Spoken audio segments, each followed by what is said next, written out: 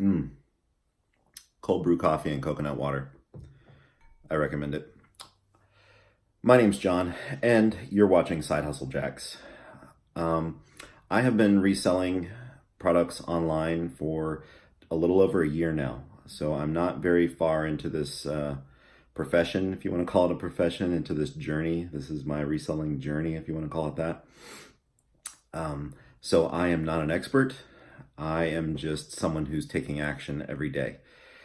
I've been posting things about stuff I've been finding out at garage sales, some stuff at thrift stores, and the like. And I also wanted to circle back and talk about a few things where we made mistakes because as we're taking action, we're making mistakes all the time, and we're just learning as we go. So if you're ever kind of have analysis paralysis and you're afraid to make mistakes, don't worry because you're going to. Just start making them, and then you get further along the path the earlier you start, all right?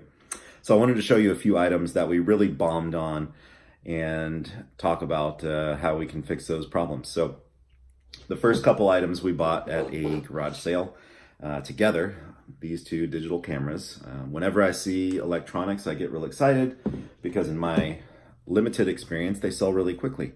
And even if they're not gonna net me a huge profit, they're still gonna sell really quickly, so I'm happy to flip them really quick. So we got these two cameras, and as I'm going through and testing them, I find that they don't work. This guy's screen is cracked and not showing anything. This one, the little battery door is broken, the clasp is broken, and also it doesn't work at all when you put a battery in it. So boo and boo on those. But the cool thing about selling products on eBay is that you can sell things that don't work for parts or repair, and people buy them. So I'm not going to give you amounts on this. This is going for, if I were to guess, it was somewhere between $9.99 and $18.99 for parts. So still not gonna make my money back probably on these two. Well, I'm not gonna make a profit, at least a big profit on these two cameras, but I will make my money back eventually when they sell. We'll see how long it takes them to sell, if they sell or not. You know, there were sold listings on eBay, so I think they will sell, but we'll see. The cool thing is, again, is that you can sell things that don't work. So I will sell these as is, broken, not working. This one actually came with the box and all the accessories. So all the cables, the instruction booklet, the little DVD-ROM thing that you would load the program in your computer back in the day, had everything. So I will sell it like that, complete, but for parts or repair, and hopefully I'll recoup some of the money I spent on it. I think if I were to guess, we bought it in a big lot of items that we got it at one garage sale, but I kind of paid up for those because I was thinking I would make if to be honest, I might have paid up to like $20 for those two cameras. So that's a bummer, right? So don't ever don't worry, just make the mistake. So looking back, what I should have done is tested them there and really looked at them, opened them up, gotten into them, asked, really grill the person who was selling me them. Do they work? Can we test them? Do you have a working battery? Yada yada yada. Should have done that, and I will next time. I don't want to bring home broken electronics anymore because it's a bummer.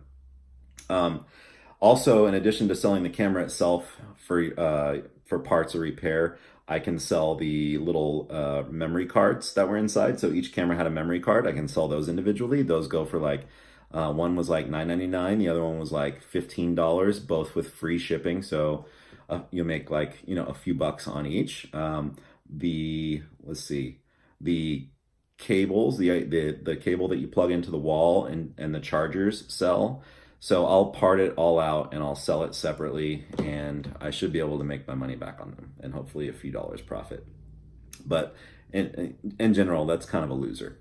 The next item we got at a garage sale is this Google Daydream View. So I got a few of these last year. I sourced them off Facebook Marketplace, and I sold them all. I think I got like 4 of them last year and sold them all for like 60 bucks a piece and made like $20 profit on each one. This one, so when I saw this, they're probably not selling. I haven't even checked it. They're probably not selling for as much these days because they're older now, so they're probably not as in high demand.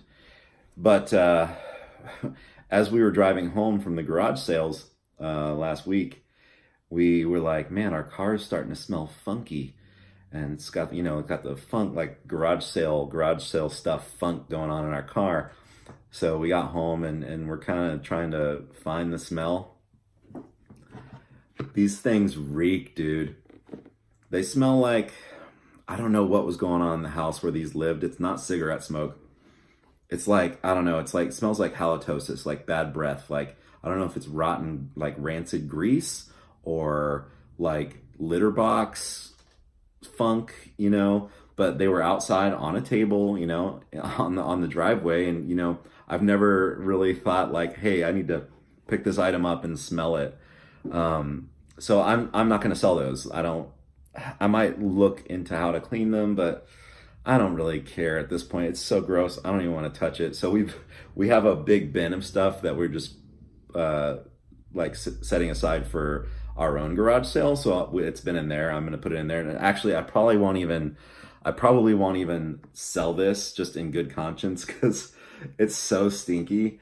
I wouldn't want to bum anybody out. So I'll probably just put it like in a free box on my driveway, and whoever grabs it, if they care to ask, I'll let them know like, hey, it smells funny, and buyer beware. So maybe I need to start smelling things. I went to a Friday garage sale yesterday, and there was a suitcase, and I picked that thing up and I smelled it, and it was very strong smelling, but it was kind of perfume. So I just left it. So maybe items need a sniff test.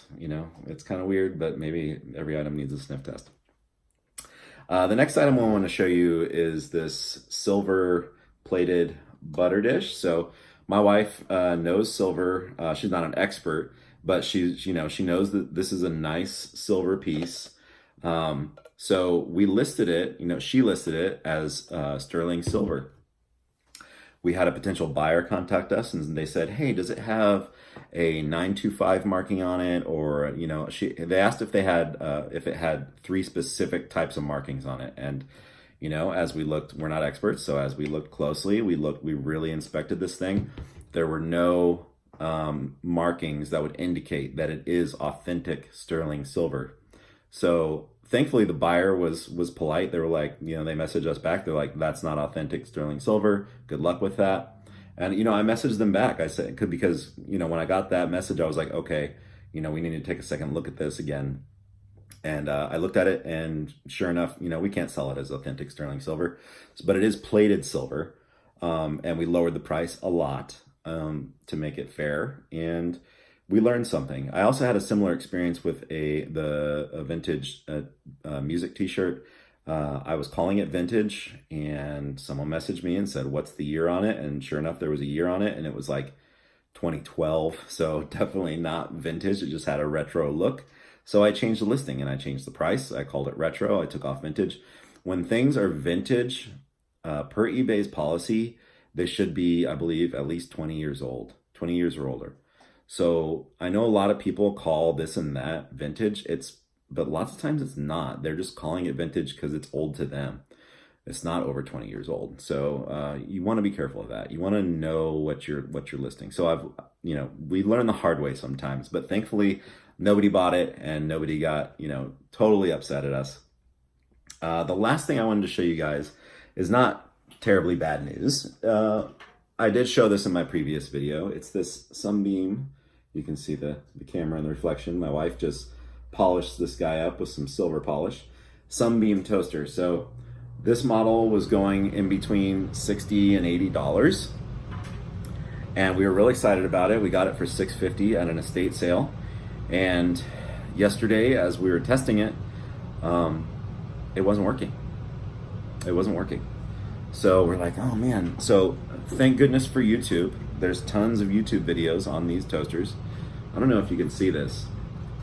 Hopefully you can. There's a little kind of lever right here that when you put the toast in, like if you were doing a single slice, you would put it in this slot. There's even it says single slice here. You would put it in this slot, and it activates that lever, and the whole chassis just smoothly goes down, and it toasts your bread, and then when it's done toasting, it smoothly comes up. It's really cool. It doesn't like pop like cheaper toasters. So it wasn't working, but like I said, I looked on YouTube. There's tons of videos on these toasters and how to fix them and all that. So I fixed it. It was a really simple repair. It was open this bottom, and there's this little screw here, and it was actually I righty-tightied it, and that actually loosened it, and it made that little lever fall all the way to the bottom. And so it was a lefty-tighty, and so I tightened it up, and it brought that lever up, and it, sure enough, when I tried toasting it, it activated the mechanism, and it went down and started working. So bam, this is gonna sell, and I get to confidently say that it's working. I hope you like this video. If you do like the videos that I'm putting out, please hit that like button and subscribe if you care to see future videos. Let me know what you'd like to see. If you have any tips for me, I'll take them, because like I said, I'm only a year into this and don't have a ton of experience. All I'm doing is taking action all the time. I'm making all kinds of mistakes. I'm buying a bunch of stuff and selling it online. And yeah, that's what I'm doing. So please hit me in the comments, hit me in direct message, and I'll see you next time.